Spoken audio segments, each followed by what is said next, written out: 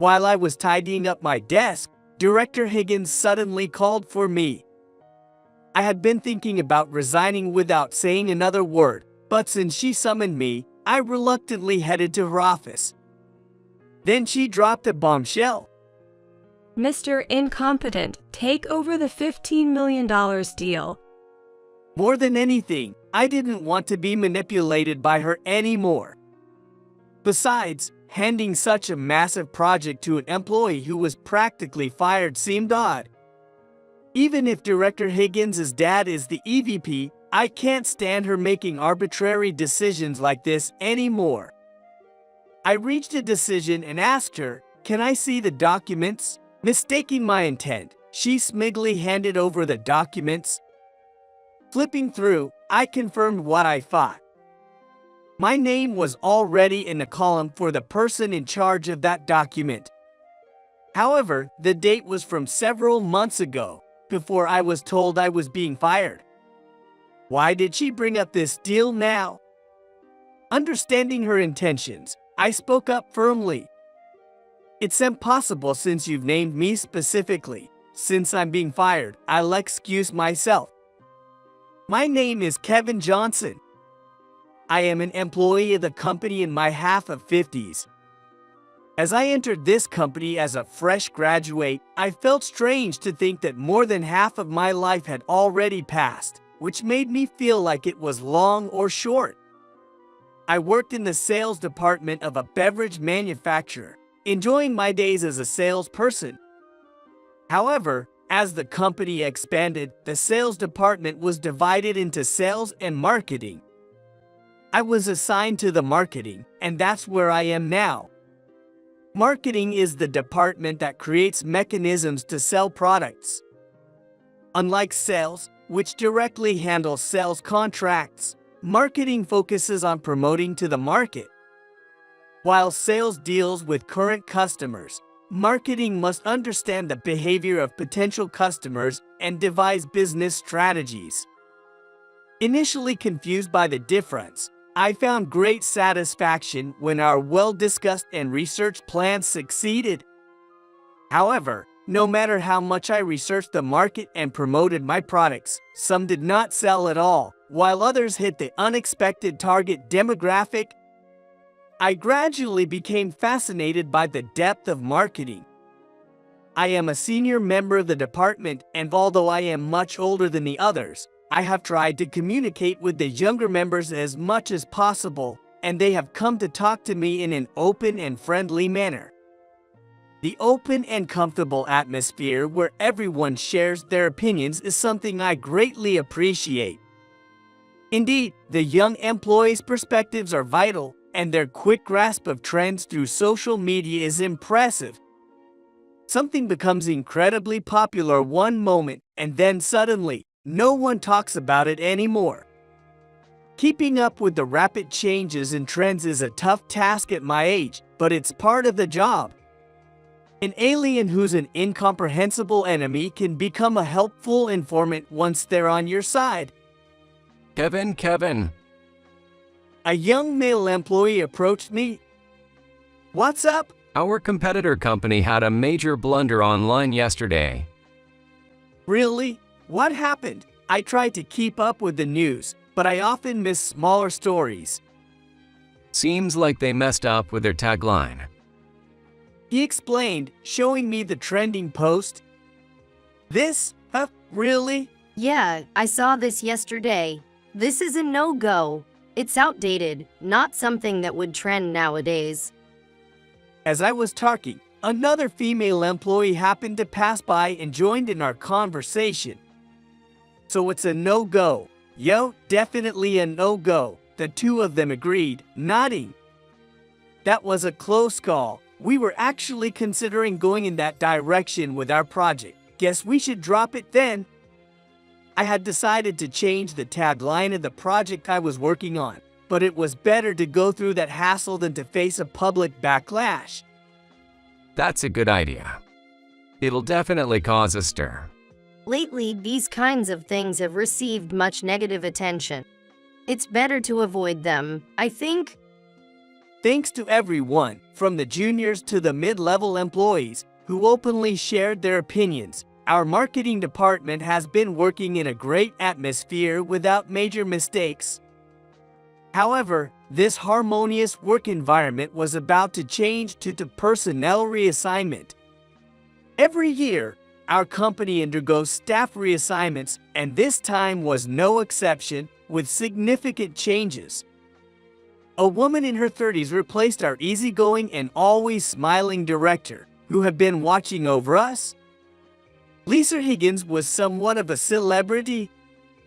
Rumors were that she got into the company through connections as the daughter of the EVP and had been doing whatever she pleased in various departments.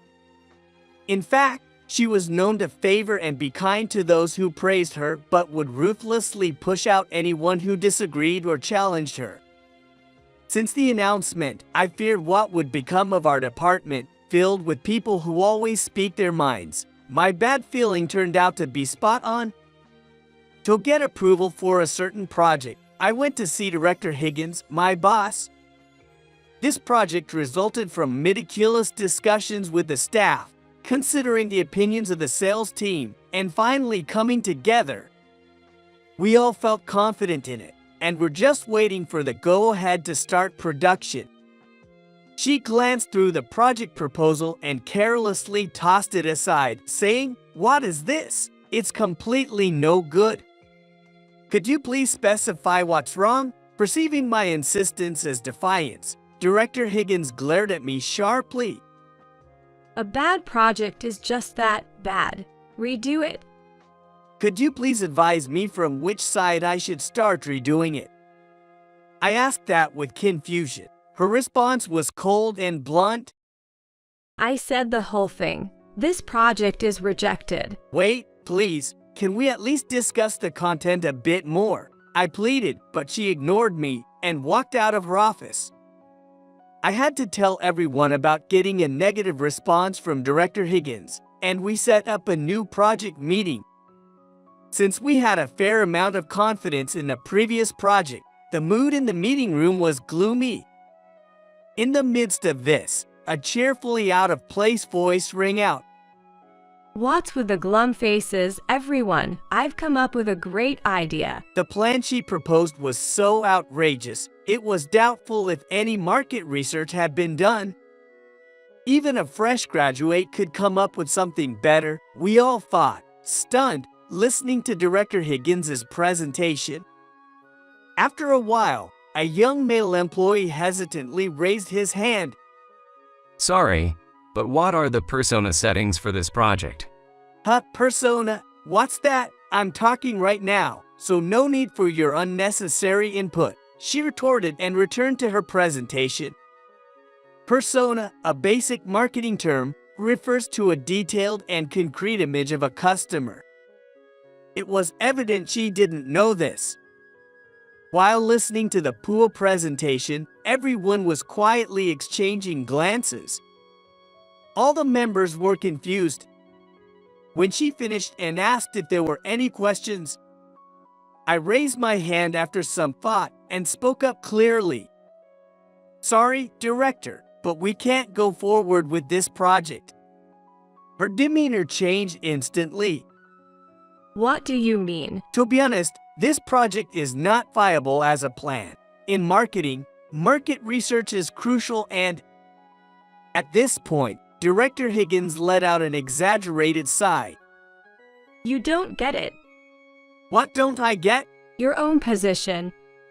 She said coldly, looking down on me.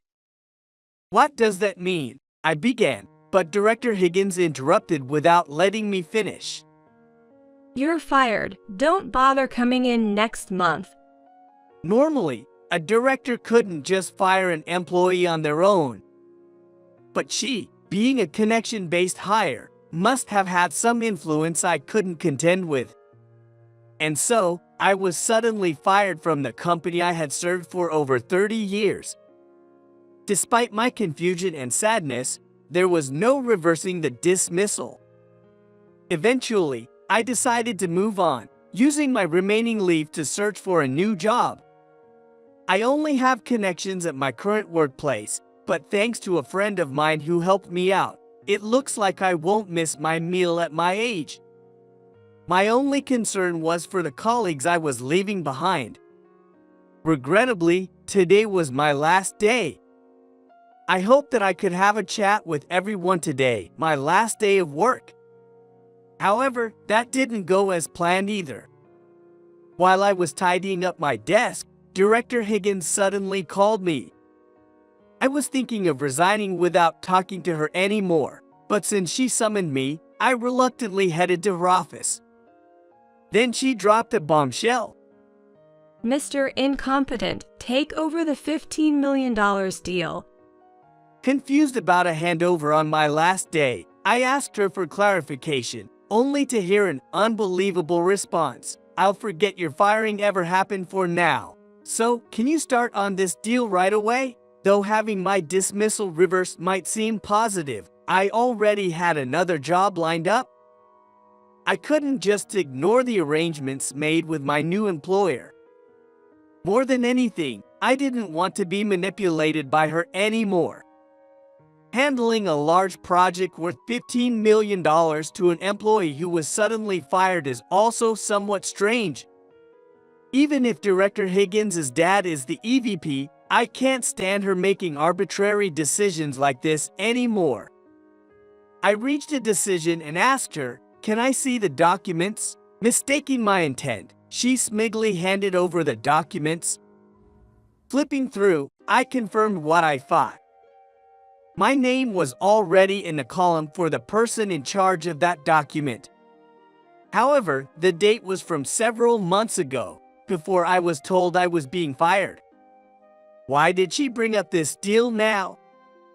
Understanding her intentions, I spoke up firmly. "It's impossible since you've named me specifically. Since I'm being fired, I'll excuse myself." What? You're turning down a $15 million project? She exclaimed. "Yes, to be precise, I can't accept it under your leadership. I'll be handling similar projects at my new job." What? At my words, Director Higgins stood up abruptly, making a loud noise, revealing a disheveled appearance I had never seen. What do you mean? She demanded, slamming her hand on the desk. I sighed and began explaining. When I was fired, I first consulted a former colleague from sales. He was originally meant to join the marketing department, but chose to return to sales instead. Now, he was a sales director at another beverage company. I still went out for drinks with him, and I valued his advice as a senior in job transitions. He listened quietly to my story, then casually offered, "Why don't you join us?" "Really? Is that okay?" I was taken aback but grateful. He seemed to be on good terms with the HR director at his company and told me he would try to talk to him. Things moved quickly from there. I never expected to transition so smoothly at this stage of my career. I had secured a job at a competing beverage company, assigned to the marketing department. It felt like a stroke of luck. During my interview, the HR director asked me something. They wanted to know if I knew about a major project that had recently started. It was a much-discussed plan about forming a business alliance with a rival company. The money involved was substantial. Due to the alliance between rival companies, it was a hot topic in the industry, so I had heard about it. However, I didn't know about the specific details. When I said so, the HR director looked puzzled. According to their records, I was involved in the project. Surprised, I instinctively said that couldn't be, but then it made sense. This project had indeed been officially brought to our company's attention. The project was initially addressed to me, but Director Higgins had covertly tried to take over, later deciding to let go when it became too much. Her attempt at usurping was bad enough, but not seeing it through was worse. Her attitude towards work infuriated me. She had likely climbed to her position through power and claiming others' achievements.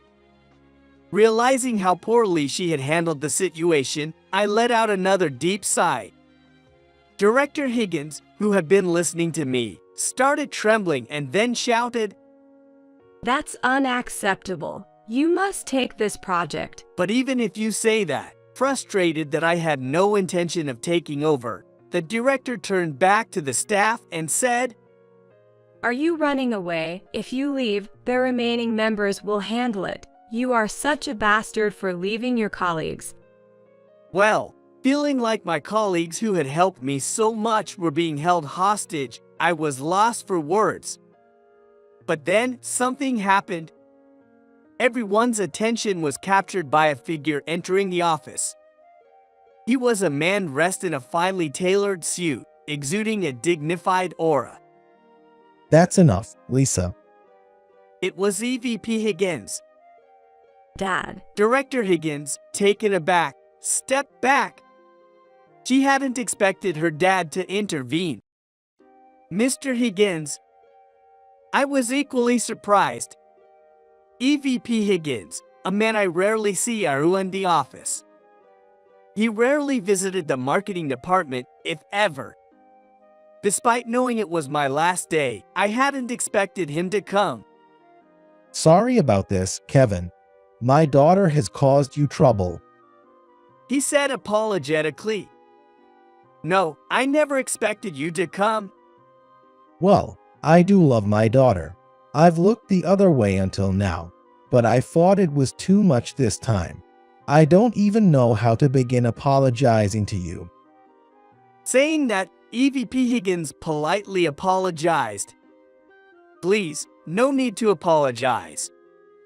Why are you doing this for him, Dad? Director Higgins's expression as she said this was filled with anxiety and seemed frightened. You shouldn't say such a person about Kevin. We were colleagues in sales. EVP Higgins corrected her firmly. I had a long-standing relationship with the VP Higgins from our sales days. Since he became an executive, we have rarely seen each other inside the company, but he occasionally invites me for drinks. I was contacted with him during my paid leave, and I had been explaining the whole situation regarding this incident. But Dad, I am this person's superior. Thinking you can do anything because you're the boss is a grave mistake. EVP Higgins raised her voice, causing Director Higgins to visibly flinch. Lisa, you've gone too far. You're an adult, a professional. I'm sorry, but you'll have to face the consequences, even as my daughter. Wait, Dad, I haven't done anything wrong. Director Higgins, pale-faced, clung to her dad. I've been listening to you guys outside the room. Using your mood to dictate someone's career is unacceptable. You're not suited for leadership. That's not true. I did well in my previous department. Director Higgins, tears in her eyes, insisted. You've always climbed the ladder by taking credit for others' work. That's not real work. It's time to stop playing house. It's terrible to call it playing house. I was doing it properly. Despite Director Higgins's tearful plea, EVP Higgins turned her back on her daughter, not listening. I will report this matter to the president myself. It's my fault for letting it go this far. Kevin, I'm truly sorry for what happened. I hope you can fully utilize your abilities in your new position. I'm praying for your success. Thank you. If it's okay, I'd like to go out for drinks again. EVP Higgins smiled narrowly at my words, leaving Director Higgins, who was in tears, and exiting the marketing department. Not long after my resignation, Director Higgins's fate was also decided. She was demoted and transferred to a remote sales office. A clear case of being sidelined. EVP Higgins voluntarily offered to cut her own executive compensation. The marketing department team, as usual, was voicing their opinions freely and seemed to be fully engaged in their planning meetings. They appeared to be quite satisfied with their new boss, and the emails I occasionally received from them sounded cheerful. I hope they never forget that honesty and continue to have fulfilling days ahead. Kevin, A young male employee approached me while I was looking at my PC. What's up? check out this post. It's going viral. What? Which one are you talking about? This one. He said, showing me his cell phone screen. Wow, so many comments. We did it. This will definitely be a topic of conversation. Reading through the numerous comments, I couldn't help but strike a victory pose. This photo came out great too. The male employee chuckled at my words. What's funny? No, it's just, I always forget because you talk so casually, but there's quite an age difference between you and me, Kevin. I just felt a bit of a generation gap there. Where? What part? In my flustered state, he dropped a cold one-liner. That's a secret. Why? Tell me. Can't do that. The male employee grinned and walked back to his desk. What's that all about? I muttered, still not understanding where the generation gap lay, and turned my gaze back to my PC. Since my job change, a few months had passed. Even though I was still in the same industry and marketing department, the internal systems and ways of working were of course different. Learning everything new at this age was quite challenging. Lately, everyone from the young to the senior members has started to talk to me more openly. It was a great joy to work in an environment where everyone had strong opinions and we could learn and grow from each other. The $15 million project is still ongoing. Ultimately, my trusted colleague at my former company took over my responsibilities, which was a relief. Seeing each other at meetings has become one of my joys. Since my career change, I've realized there's still so much to learn in marketing. Despite being older, I'm still a newcomer here and eager to absorb as much as I can. Kevin, the meeting is starting. Hearing my colleague's voice, I quickly stood up from my seat. All right, I'm on my way. With a spring in my step, I headed to the conference room. I wonder what ideas will be shared today. Filled with anticipation, I opened the door to the meeting room. I'm Kent, a 31-year-old office worker. I have an older brother, Steve, who's 7 years older. Growing up, our parents were always busy, so Steve was the one who took care of me. He adored me as his younger brother and always put me first. But he wasn't just about pampering. He knew when to be strict. As a result, I completely became a big brother's boy. Steve was an exceptional person even in my eyes. He always had top grades and was athletically gifted. He made learning fun and easy for me. You're amazing, big bro. You're really amazing too, Kent. You learn quickly and have high comprehension skills, so you remember everything in no time. Driven by my admiration for him, I worked hard every day. That effort led me to my current job. Just for the record, it's not like I had a bad relationship with my parents. I think our relationship's pretty normal. The one who's always supported me, though, was my childhood friend, Ashley. Your calm nature is your strength. Really? Yes, I love that about you. Whenever I was worried or lacked confidence, she noticed and comforted me. Ashley has always been by my side, and she has now become my wife. She's now carrying our precious child, and we're building a happy family together. I think the company I work for has a great atmosphere. Everyone gets along well, helping and communicating with each other. I try to lend a hand whenever I can. I'm really grateful to work here. Instead of chatting, get back to work. But there's one exception. The atmosphere turns tense whenever our director, Miss Emily, shows up. She joined our department recently due to a personnel transfer. I graduated from a prestigious university. You less qualified folks should just follow my orders. The director, apparently very proud of her own educational background, kept bringing up the topic of academic credentials at every opportunity.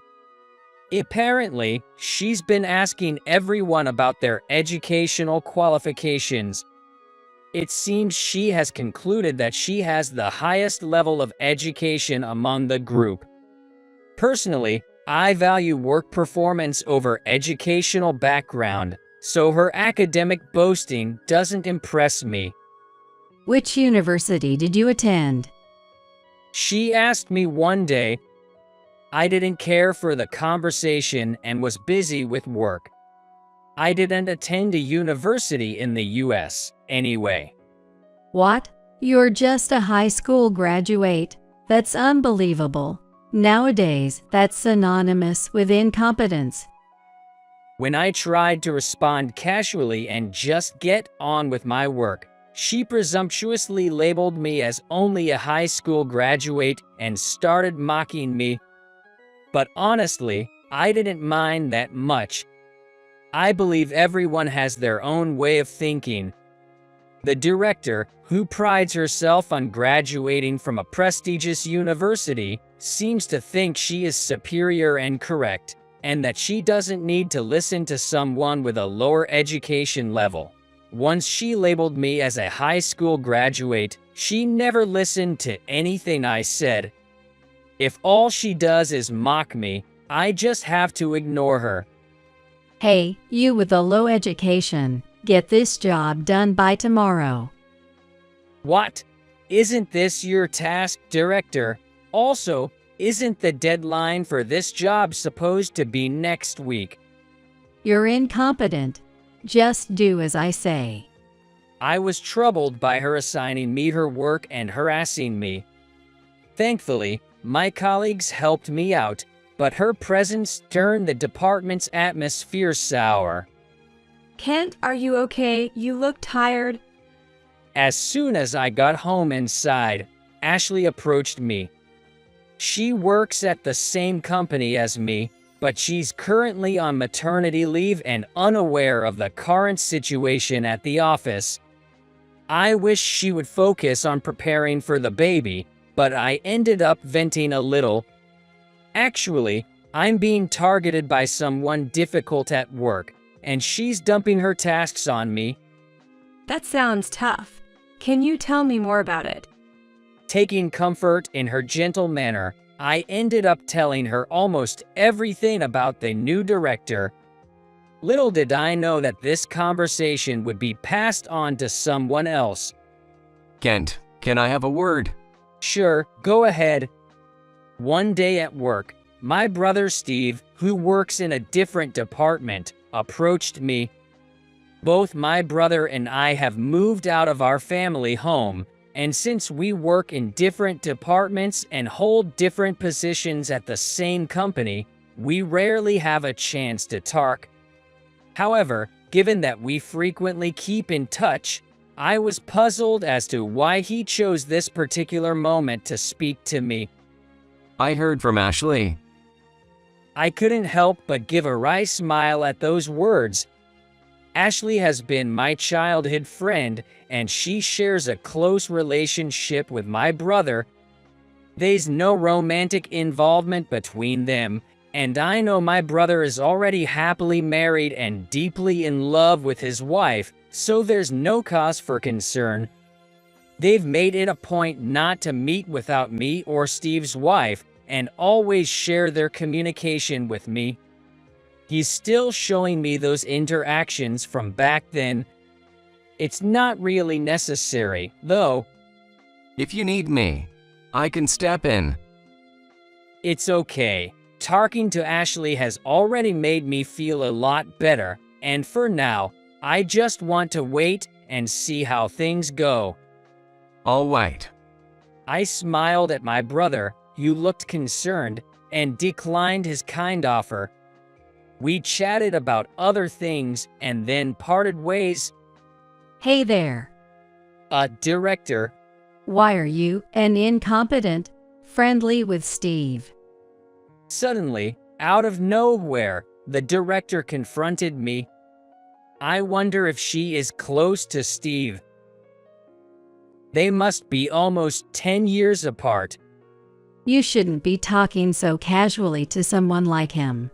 Stay away from Steve from now on. May I ask what is your relationship with him? We were in the same department before. Well, I plan to make him mine someday.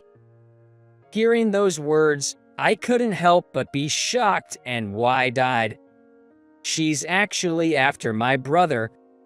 He's such a handsome and talented man. A perfect match for a high achiever like me. He is married, you know. There are rumors, but he doesn't wear a ring, right? Without revealing he's my brother, I tried to explain that he's a married man, but the director just wouldn't believe it. Indeed, my brother was then separated from my sister-in-law due to certain circumstances and didn't wear a ring. I could understand how the misunderstanding arose, but I wish she would listen to what others are saying. Even when I tried to stop her, she wouldn't listen. What would a no good like you know about him? Just stay away from him. You're uneducated and incompetent. She said that and refused to listen to anything. I knew even if I told her I was his brother, she wouldn't believe me or would just use it to her advantage. After she left, I was at my wit's end. After that, I found myself on the receiving end of glares from the director day after day. Moreover, the harassment intensified, leaving me wondering what to do. Around that time, the previous CEO retired and a new CEO took office. A party for the inauguration was being organized. I'm attending the party too. I was one of the first to get an invite. The director was over the moon, bragging about it. But essentially, all employees were invited to the party. Everyone thought this, but no one said anything, not wanting to provoke her. Jealous the. "Oh, yes, sure," I replied, to which she smirked. I had a bad feeling about this. For a few days leading up to the party, she was surprisingly quiet. On the day of the party, due to some reasons,